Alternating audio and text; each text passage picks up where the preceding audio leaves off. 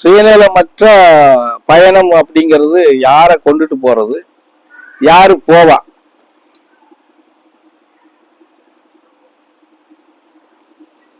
சுயநலம் மனித பிறவியா? சுயநலம் இல்லாதவங்க மனுஷங்கள் இல்ல. எப்படி?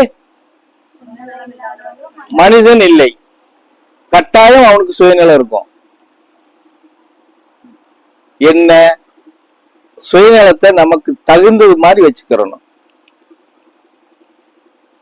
எப்படி? தகுந்தது மாதிரி வச்சுக்கணும். தேவையானதுக்கு சுயநலத்தை வச்சு, தேவையற்ற அதிதீவிரமான ஆசைகள் வைக்கும் போது நிம்மதி இருக்காது, சரியான தூக்கம் இருக்காது, சாப்பிட்ட சாப்பாடு சரியான முறைக்கு சீரணத்துக்கு வராது, எதை பராமரிக்கிறது எதை பராமரிக்க முடியாம போகுதுன்னே நமக்கே தெரியாது.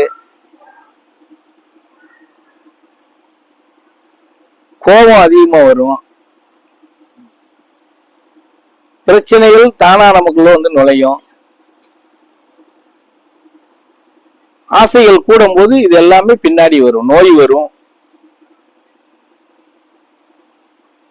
புரிஞ்சதா? அதோட நம்மளை சுத்தி இருக்கிறவங்களுக்கு என்ன வரும்? போராம வரும். நம்ம கண்ணுக்கு முன்னாடி இப்படி இருந்தா இன்னைக்கு பாடுறா இப்படி போய்கிட்டு இருக்கா அப்படின்னு வரும். இதெல்லாம் எங்க இருந்து வருது? சுயநலத்திலிருந்து வருது.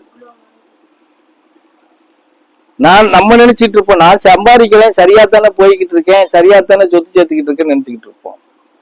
இல்ல, எல்லாமே சுயநலம் தான்.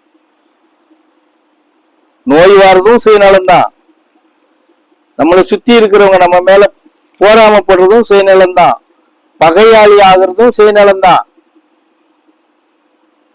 அந்த செல்லைங்க உண்டையா